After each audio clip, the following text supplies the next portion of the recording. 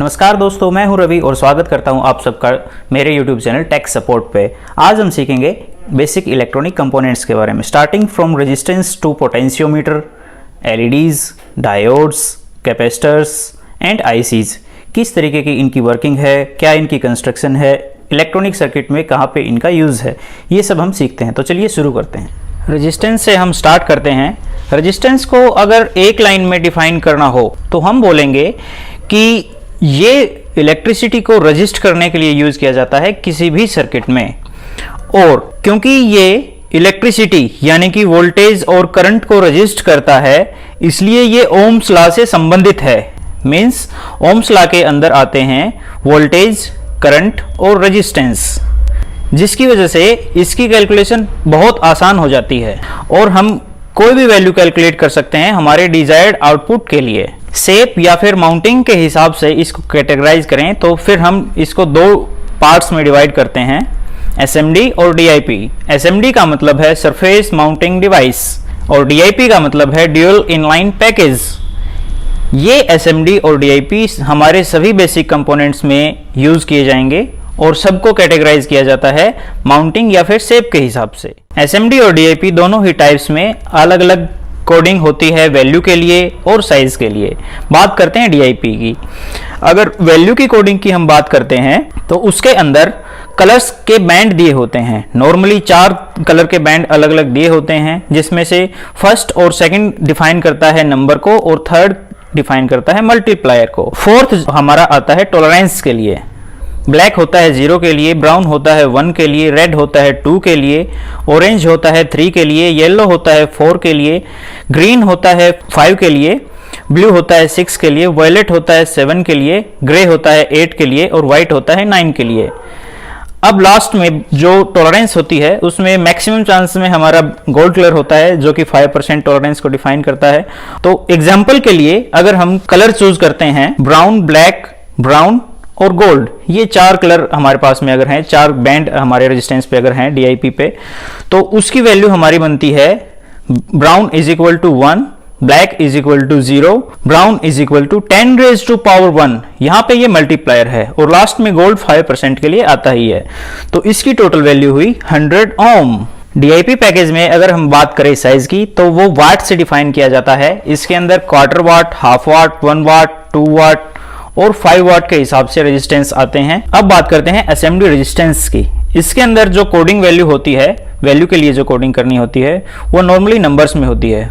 वो 3 नंबर्स और 4 नंबर्स में हो सकती है। 3 नंबर्स में अगर हमारी कोडिंग है तो वो 5% टॉलरेंस के साथ में है।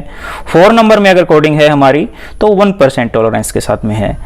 3 नंबर्स में अगर हम एग्जाम्पल लेके चलते हैं, अगर किसी भी रेजिस्टेंस पे, एसएमडी रेजिस्टेंस पे 331 अगर उसके ऊपर मार्क है तो starting first letter 3, second letter 3, last letter 1 is equal to 10 raise to power 1। यहां पे भी 1 होता है हमारा मल्टीप्लायर के रूप में, यानी कि थर्ड लेटर। चलिए आगे बढ़ते हैं हम नेक्स्ट कंपोनेंट की तरफ। तो चलिए अब हम सीख लेते हैं कैपेसिटर्स के बारे में।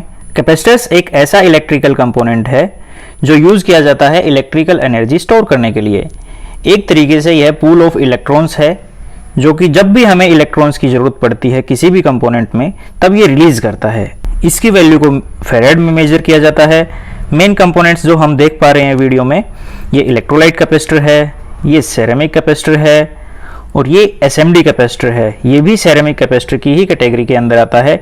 ये भी नॉन पोलराइज्ड है, ये भी नॉन पोलराइज्ड है, लेकिन ये पोलराइज्ड है। पोलराइज्ड का मीनिंग है कि इसमें नेगेटिव और पॉजिटिव टर्मिनल्स होते हैं। जो हमारी लंबी लेग है वो पॉजिटिव होती है और छोटी लेग है वो नेगेटिव होती है। नेगेटिव लेग की तरफ में इसकी हाउसिंग के ऊपर, इसकी बॉडी के ऊपर मार्क की होती है एक पट्टी, जो कि हम देख पा रहे हैं इसके अंदर।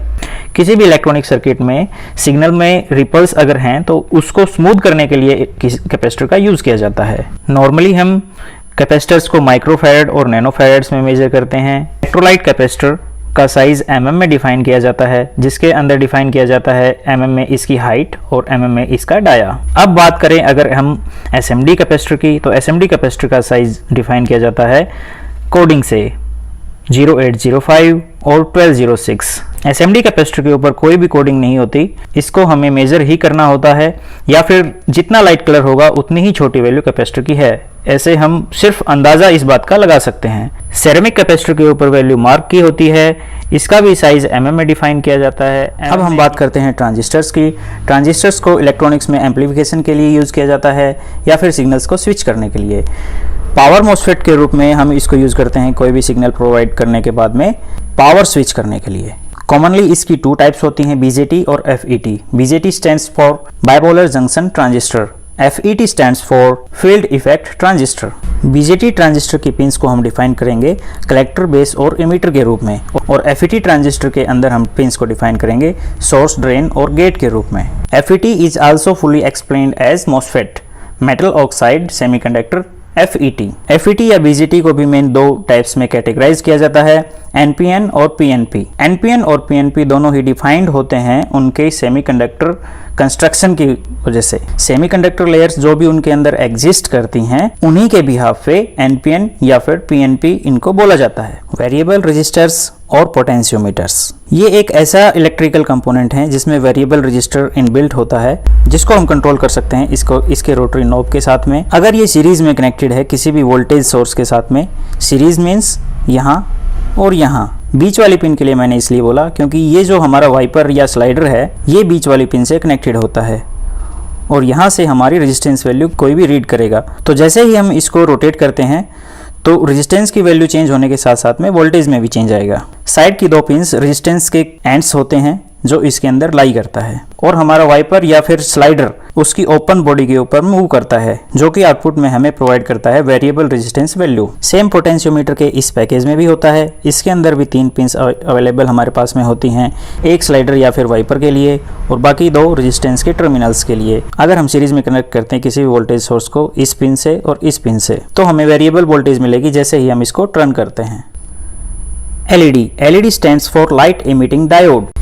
ये एक डायोड की ही टाइप है जो कि लाइट इमिट करती है जब भी हम इसके अंदर से इलेक्ट्रिसिटी पास करते हैं। ये डिफरेंट कलर्स में हो सकती है as per defined by its internal semiconductor. DIP package में इसका साइज डिफाइन होता है mm में, SMD में इसका साइज डिफाइन होता है रेजिस्टेंस की ही तरह 0805 और 1206। किसी भी LED में 2 टर्मिनल्स होते हैं, नेगेटिव और पॉजिटिव। क्योंकि डायोड एक पोलर कंपोनेंट है, इस वजह से इसके अंदर भी हमें नेगेटिव और पॉजिटिव मिलते हैं। लंबी लेग हमारी होती है पॉजिटिव के लिए और छोटी लेग होती है नेगेटिव के लिए। ये सिर्फ DC में काम करती हैं। IC और इंटीग्रेटेड सर्किट, ये किसी भी सर्किट का ब्रेन होता है। यही डिफाइन करता है कि क्या इनपुट आया है और डिजायर्ड वैल्यू के साथ में और डिजायर्ड कमांड के साथ में क्या आउटपुट इससे निकलेगा। इनमें से कुछ ICs प्रोग्रामेबल होती हैं और कुछ प्रोग्रामेबल नहीं होती। जैसा कि आप मेरे हाथ में देख रहे हैं, ये वाली ये प्रोग्रामेबल IC है, ये ATmega 328P है। इसके अंदर हम कोडिंग कर सकते हैं और इसके अंदर हम कोडिंग नहीं कर सकते। ये सब प्री प्रोग्राम्ड होती हैं। डायोड्स इलेक्ट्रिसिटी में ये 1 वे वाल का काम करते हैं। एक डायरेक्शन में इसमें लो रेजिस्टेंस होता है और दूसरी डायरेक्शन में इसमें हाई रेजिस्टेंस होता है, जिसकी वजह से ये 1 वे वाल के रूप में काम कर पाता है। AC से DC कन्वर्ट करने वाले हर सर्किट में इसका मेन यूज होता है। SMD और DIP दोनों ही पैकेज में ये अवेलेबल होता है। DIP के अंदर इसका साइज वाट्स के हिसाब से डिफाइन किया जाता है, 1 वाट और 2 वाट, और साइज और नेम इस पे डिफाइन किया जाता है इसके ऊपर नंबरिंग करके। वैसे ही SMD में इसका स्पेशल पैकेजेस हैं जिसके ऊपर स्पेशल कोडिंग के साथ में इसकी टाइप्स नोट की जाती हैं। अब अपने दोस्त रवि को दीजिए इजाजत, मिलते हैं नेक्स्ट वीडियो में नए टॉपिक के साथ में। थैंक्स।